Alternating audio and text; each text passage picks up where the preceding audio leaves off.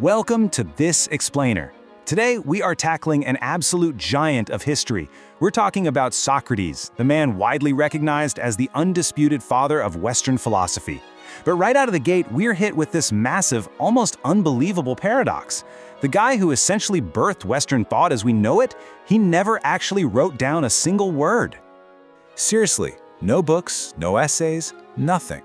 Instead, he left us with a totally revolutionary way of thinking, which is captured perfectly by his most famous quote, "I know that I know nothing." Now stop and think about that for a second. History's supposedly wisest man is claiming complete and total ignorance. How does that even make sense? Well, let's unpack the story of the man behind the paradox. Part 1. The philosopher who wrote nothing. Because Socrates didn't leave behind a single document himself, literally everything we know about him comes from secondhand accounts. We're relying on the writings of his devoted students, guys like Plato and Xenophon, and even a comedic playwright named Aristophanes. Together, they painted this incredible picture of a man whose everyday conversations literally changed the world.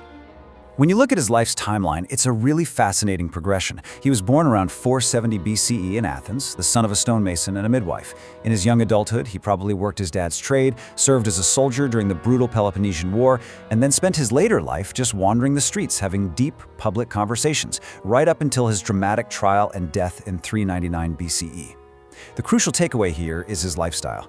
Even at the absolute height of Athenian power and wealth, he lived this remarkably simple life. We're talking walking around barefoot in plain clothes simply because he believed, to his core, that virtue was infinitely more valuable than wealth. Moving on to part 2, soldier to street thinker. You know, it is so easy to just picture Socrates as this older guy in a toga asking annoying questions. But before he was the street philosopher, he was a hardened soldier in the Athenian army. Ancient writers actually describe him as being incredibly courageous under pressure, physically tough, completely calm in the face of danger, and fiercely loyal to his squad during the Peloponnesian War. But of course, his true battlefield eventually became the streets and markets of Athens. And unlike other thinkers back then, he didn't open some fancy, exclusive school or charge crazy fees.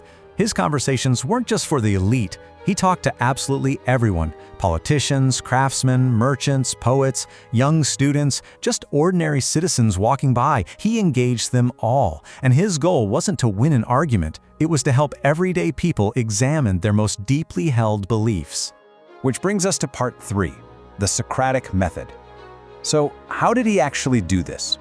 Well, Socrates wouldn't walk up to you and just hand you the answers. That wasn't his style. Instead, he asked really simple questions that grew gradually and, honestly, sometimes frustratingly, deeper and deeper. Imagine he walks right up to a soldier on the street and simply asks, "What is courage?" Take a second right now and think about how you'd answer that yourself. It seems super simple on the surface, right? But this was his brilliant street-level way of pulling regular people right into his philosophical web. Let's look at how this plays out in real time. First, a student confidently claims courage means never being afraid. Second, Socrates calmly asks, well, is blindly running into danger without understanding it actually courage, or is it just foolishness? Third, boom, the student is forced to realize that true courage actually requires wisdom. Step by step, question by question, he helped people discover the massive holes in their own reasoning. It was a revolutionary technique, and it's so effective we still heavily rely on it in law schools and universities today. Now, this relentless questioning actually traces back to a really famous prophecy. According to Plato, a buddy of Socrates went to the oracle of Delphi and asked if anyone out there was wiser than Socrates. The oracle's reply, "No one is wiser." Socrates was totally shocked by this because he didn't think he was wise at all.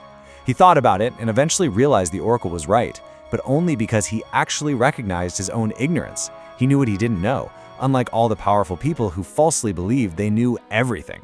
And that brings us to part 4, the trial of Socrates. Now, you might be asking yourself, why would simply asking questions make the elite rulers of Athens so incredibly angry? Well, think about it. When you spend decades publicly exposing the weak arguments of very important people and teaching the youth to think for themselves, you are going to make some very powerful enemies. And that simmering resentment eventually boiled right over. By the time he was about 70 years old, Socrates was dragged into court. The accusations in 399 BCE were heavy. not believing in the city's traditional gods, introducing new religious ideas, and corrupting the youth of Athens. He defended himself by saying, "Look, I'm just encouraging people to seek the truth." But the jury wasn't having it, and they found him guilty by a super narrow margin. Here is where it hits a truly tragic climax. Normally, the standard penalty for something like this would just be exile, kick him out of the city.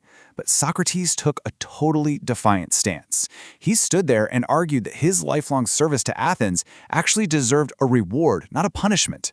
As you can imagine, this refusal to back down absolutely infuriated the jury, and they voted to sentence him to death.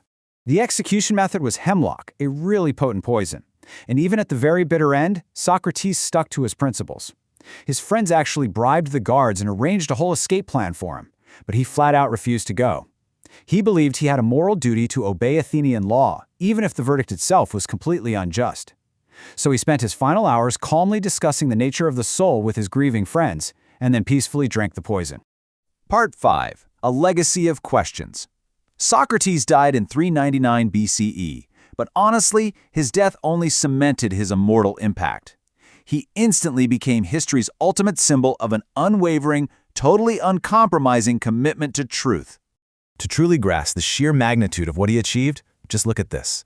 He founded the Socratic method, totally revolutionizing how we teach and learn. He shifted the entire field of philosophy away from just studying nature and focused it squarely on us, on ethics, justice, and human behavior. He inspired Plato, who then taught Aristotle, literally shaping history's most influential schools of thought.